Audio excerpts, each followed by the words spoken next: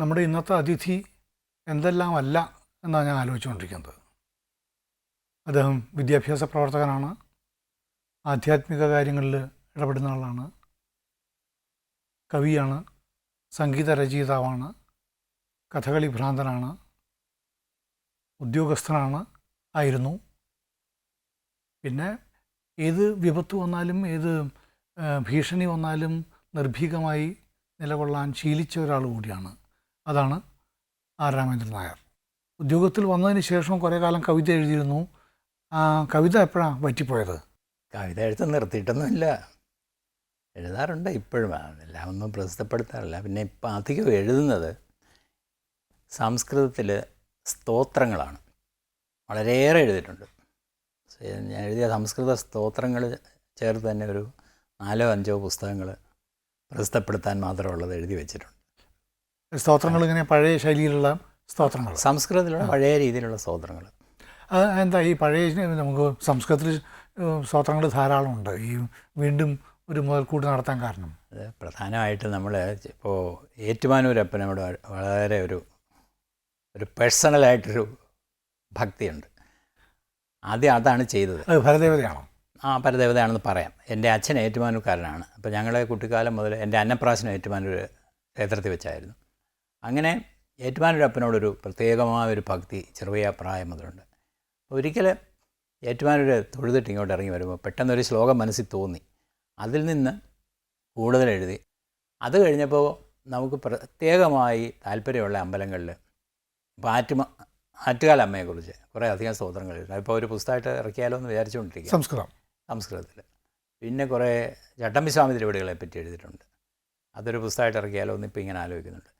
ഇങ്ങനെ ഈ അടുത്ത കാലത്ത് കൂടുതലും എഴുതുന്നത് സംസ്കൃത സ്തോത്രങ്ങളാണ്. മാതാമൃതാനന്ദമയി ദേവിയെ പറ്റി എഴുതിയിട്ടുണ്ട്. അപ്പോൾ ഈ സംസ്കൃതത്തിൽ എഴുതുമ്പോൾ ഇതിൻ്റെ അച്ചടിക്കാനുള്ള സാധ്യത എന്താ? അച്ചടിച്ച് പ്രസിദ്ധീകരിക്കാമെന്ന് ഇത് വായനക്കാരിൽ എത്തണ്ടേ? ഇത് എത്ര കോപ്പികളാണ്? ഈ ചെയ്തിട്ടില്ല. സംസ്കൃതത്തിൻ്റെ ഒരു ദുർഗതി അതാണല്ലോ, ഈ വായിക്കാൻ ആളില്ലാതെ ആവുക, പഠിപ്പിക്കാൻ മാത്രമേ പുസ്തകമായിട്ട് അച്ചടിച്ച് പുറത്ത് ഇറക്കിയുള്ളൂ. ഇനി കുറച്ചുകൂടെ ചെയ്യണം ഇപ്പോൾ ഒരു തോന്നൽ വന്നിട്ടുണ്ട്. ആറ്റുകാലമ്മയെക്കുറിച്ചുള്ള ഏതായാലും ഒരു പുസ്തകം ഒരു മാസത്തിനകം ഒന്ന് ഇറക്കാൻ ഉള്ള ആലോചന ഇരിക്കുകയാണ്. അതെങ്ങനെയാണ്? സ്വന്തമായിട്ട് ചെയ്യാം. അത് ആറ്റുകാലമ്മയെ പറ്റി പല സ്തോത്രങ്ങൾ എഴുതി കഴിഞ്ഞപ്പോൾ അതെല്ലാം കൂടെ ചേർത്തൊരു പുസ്തകമായിട്ട് ആറ്റുകാലം സമർപ്പിക്കണം എന്നൊരാഗ്രഹം തോന്നി. അപ്പോൾ അതിൻ്റെ വിതരണം അങ്ങനെയൊന്നും ചിന്തിച്ചിട്ട് വിതരണം നടക്കില്ല. അല്ല, ഈ എഴുതിയ സാധനം വായിക്കണം, ഈ വിൽപ്പനയ്ക്ക് വെക്കുന്ന സാധനം വാങ്ങണം, എന്നാലേ അതിൻ്റെ ആ നിയോഗം പൂർത്തിയാവുള്ളൂ. അപ്പം അതിനുള്ള സംവിധാനം ഇല്ലാത്തതാണ് ഈ സംസ്കൃതത്തിൻ്റെ ഒരു ഏറ്റവും വലിയ കഷ്ടം. അവർ വശമൊന്നും ചിന്തിക്കാറൊന്നുമില്ല. എഴുതുമ്പോൾ ആ ഒരു സന്തോഷത്തിനും സുഖത്തിനും അങ്ങനെ എഴുതുക എന്നുള്ളതേ ഉള്ളൂ. മലയാള കവിതകളോ? മലയാള കവിതകൾ ഒരു 3-4 പുസ്തകങ്ങൾക്ക് വേണ്ടതൊക്കെ എഴുതിയിട്ടുണ്ട്. അതെല്ലാം കൂടെ സമാഹരിച്ച് പുസ്തകങ്ങളാക്കിയിട്ടില്ല. ഈ സംഗീത രചനയോ? അത് ഒരു തുളസി മാലിക എന്ന് പറഞ്ഞ് 51 കീർത്തനങ്ങൾ സമാഹരിച്ചൊരു പുസ്തകമായിട്ട് ഇറക്കിയിട്ടുണ്ട്. അങ്ങനെ ഇനി 2-3 വോളിയം കൂടെ ഇറക്കണം എന്ന ഉദ്ദേശമുണ്ട്. അപ്പോൾ എങ്ങനെയാണ് ഉള്ള കൃതികളുടെ ഈ അതിലേക്ക് കൂടുതൽ കൃതികളുടെ ഒരു ആവശ്യം തോന്നിയത് എങ്ങനെയാണ്? അതായത് ഇപ്പോൾ സംഗീതകൃതികൾ നേരത്തെ ചെയ്ത് വെച്ചിരിക്കുന്നത് തന്നെ ഒരു 10-200 കൃതികളിൽ കൂടുതലുണ്ട്. അതിലൊരു 51 ഇപ്പോൾ സമാഹരിച്ച് പുസ്തകമാക്കിയിട്ടുള്ളൂ. അപ്പോൾ ബാക്കിയുള്ള കുറേ കൂടെ ഒരു 3-4 വോളിയം കൂടെ ഇറക്കണം എന്നൊരു താല്പര്യമുണ്ട്. അത് അടുത്ത കാലത്ത് ചെയ്യാൻ പറ്റിയില്ല. മിക്കതിലും ഒരു ഭക്തിയുടെ അംശമാണ് എല്ലാത്തിലും, അല്ലേ? ഈ മുക്തകമാല മലയാള കവിതയിൽ മാത്രമേ, പക്ഷേ അത് മുക്തകമാലയിൽ എല്ലാ വിഭാഗമുണ്ട്. കാരണം ഈ ഒറ്റ ശ്ലോകങ്ങളായതുകൊണ്ട് ഒറ്റ ശ്ലോകങ്ങളിൽ കുറച്ചൊക്കെ ശൃംഗാരവും കൂടി ഇല്ലെങ്കിൽ ഈ പഴയ പോരാന്ന് ആൾ വിചാരിക്കുന്നത് വെൺമണി. അതെ, അതുകൊണ്ട് അതിലേക്ക് കയറിയിട്ടുണ്ടോ? അത് 10 പടലമായിട്ടാണ്. ഞാൻ അവസാനത്തെ പടലം എന്ന് പറഞ്ഞാൽ പ്രജ്ഞാന പടലം, അത് ഫിലോസഫിയാണ്. അതിന് മുമ്പത്തേത് ഭക്തി പടലം, അത് ഭക്തി മാത്രമാണ്. പക്ഷെ ആദ്യങ്ങളിൽ ചാടൂക്തി പടലം, ശൃംഗാര പടലം, ഇങ്ങനെ കുറച്ച് ശ്ലോകങ്ങൾ അതാത് വിഷയങ്ങളുമുണ്ട്. ഈ 2 ഭാവവും ചേർത്ത് വരുത്താൻ പറ്റുമോ? ഈ ശൃംഗാരവും ഭക്തിയും? ശൃംഗാരവും ഭക്തിയും ചേർക്കാം. ശീവള്ളി നാരായണ നമ്പൂതിരിയുടെ ഇതിലൊക്കെ വെൺമണി മഹൻ്റെ ഇതിലൊക്കെ അങ്ങനെ അവർ ചെയ്തിട്ടുള്ളൂ. പക്ഷെ ഞാനത് ചെയ്തിട്ടില്ല. ഭക്തി വരുന്നതിൽ തന്നെ ഒരു വികൃതി ഉണ്ടാവും. ശീവള്ളിക്കുണ്ട്. അത് ശിവള്ളിയുടെ മിക്ക ഭക്തി ശ്ലോകത്തിലും സ്വല്പം ഒരു വികൃതികളുണ്ടാവും. അങ്ങനെ ഞാൻ ചെയ്തിട്ടില്ല. ഞാൻ ഭക്തി വേറെയും ചാടോക്തി വേറെയുമായിട്ടേ ചെയ്തിട്ടുള്ളൂ. ഒരു പക്ഷേ എനിക്ക് തോന്നുന്നു അന്ന്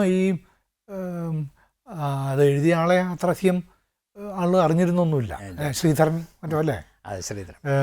അതിൻ്റെ മുകളിലുണ്ടായിട്ടുള്ള ബഹളം, ആ ബഹളം ശ്രീധരൻ എന്ന കവിക്കെതിരായിരുന്നോ അതോ ഈ ശൃംഗാരവൽക്കരണത്തിനും ഈ സാംസ്കാരിക വകുപ്പിൻ്റെ മുഖപത്രത്തിന് ശൃംഗാരവൽക്കരണത്തിനെതിരായിരുന്നോ അതോ രാമേന്ദ്രൻ നായർക്കെതിരായിരുന്നോ? വ്യക്തിപരമായി എന്നെ അധിക്ഷേപിക്കണം താല്പര്യമുള്ളവർ അതിനെ എടുത്ത് ഒക്കെ പിടിച്ചു എന്നുള്ളതേ ഉള്ളൂ. അതിപ്പോൾ ഈ മധുപാന രഥോത്സവങ്ങൾ വേണം നഗരാർണവ ശൈലാർത്ഥികളുടെ കൂട്ടത്തിൽ എന്നുള്ളത് എത്രയോ പ്രാചീനമായ ഒരു നിയമമാണ്. സാക്ഷാൽ കുമാരസംഭവത്തിലെ 8-ാം സർഗം എന്ന് പറയുന്നത് എന്താണ്? കുമാരസംഭവത്തിലെ 8-ാം സർഗം എന്ന് പറയുന്നത് കാളിദാസൻ രചിച്ചിട്ടുള്ളത് ശിവനും പാർവതിയും തമ്മിലുള്ള രഥോത്സവമാണ്. വളരെ വിശദമായിട്ട് അതിൽ ഞാൻ സ്കൂളിൽ പഠിക്കുമ്പോൾ 2 വരി മാത്രം കൊടുത്തിട്ട് അടുത്ത 2 വരിക്ക് ചെറിയ ചെറിയ കുത്തുകളിട്ട് അത് പഠിപ്പിക്കാൻ പാടില്ല, നിൻ്റെ ഈ ശിവൻ്റെ രേതസ് വഹിക്കാൻ നിനക്ക് മാത്രമേ കഴിയുള്ളൂ എന്നുള്ള. അല്ല, അത് സാരമല്ല, അത് നേരത്തെയുള്ള സർഗങ്ങളിലാണ്. പക്ഷേ 8-ാം സർഗം എന്ന് പറഞ്ഞാൽ അവരുടെ ആ രഥോത്സവം തന്നെ ശൃംഗാരം തന്നെ പച്ചയ്ക്ക് പറഞ്ഞിരിക്കുക. അത് പറയാൻ കാരണം അതിൻ്റെ ശാസ്ത്രമാണ്. മധുപാന രഥോത്സവങ്ങൾ വേണം മഹാകാവ്യത്തിൽ എന്നാണ് നിയമം. അത് പാലിച്ചു. അപ്പോൾ എവിടുന്ന് എതിർപ്പ് വന്നിരുന്നത്? എപ്പോഴും എന്തിനെ എതിർക്കാനൊക്കെ ആളുകളുണ്ടാവില്ലേ.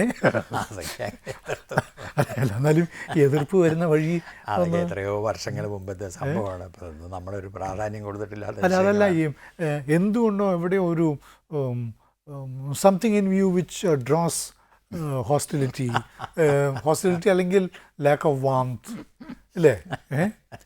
എവിടെയോ ഒന്നുണ്ട് ഒരു ആളുകളെ ഒന്നുകിൽ അകറ്റി നിർത്തുന്നത് അല്ലെങ്കിൽ എതിർത്ത് നിർത്തുന്നത്. അത് ആലോചിച്ച് നോക്കിയിട്ടുണ്ടോ? എന്താ മനസ്സിൻ്റെ ഉള്ളിൽ? എനിക്ക് തോന്നുന്നത് മിസ്റ്റർ ഗോവിന്ദൻകുട്ടി ആദ്യം പറഞ്ഞില്ലേ, എത്രയോ മേഖലകളിൽ ഒരേ സമയത്ത് ഞാൻ പ്രവർത്തിച്ചിട്ടുണ്ടെന്ന്.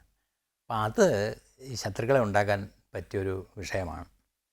അപ്പോൾ സാഹിത്യകാരന്മാരുടെ ഇടയിൽ പ്രവർത്തിക്കുന്നുണ്ട്, ഇയാൾ ഗവൺമെൻറ് സെക്രട്ടറി, ചീഫ് സെക്രട്ടറി ഒക്കെയാണ്, ഇയാൾ നമ്മളെക്കാളൊക്കെ വലിയൊരു സ്ഥാനത്ത്, അത്രയൊന്നും വേണ്ട എന്ന് സാഹിത്യകാരന്മാർക്ക് തോന്നും. ചിലർക്ക്, എല്ലാവർക്കും ഒന്നുമില്ല. സർക്കാർ ഉദ്യോഗസ്ഥന്മാർക്കാണെങ്കിൽ ഇയാൾ നമ്മളെ കൊണ്ട് ഫയൽ ഉന്തിക്കൊണ്ടിരുന്നാൽ പോലെ ഇയാൾ എന്തിനാണോ ഈ സാഹിത്യവും അത് കൊണ്ടു നടക്കുന്നത്. ഇങ്ങനെ പല മേഖലകളിൽ ഒരേ സമയത്ത് പ്രവർത്തിക്കുമ്പോൾ ഈ ചില മേഖലകളിലുള്ളവർക്ക് അവർക്ക് അത് മാത്രമല്ലേ ഉള്ളൂ. ഇയാളൊരു മനുഷ്യനിങ്ങനെ എല്ലാത്തിനും കൊണ്ട് എന്തിനാണ് വ്യാപരിക്കുന്നത് എന്നുള്ള വിചാരം കൊണ്ടൊക്കെയാണ്.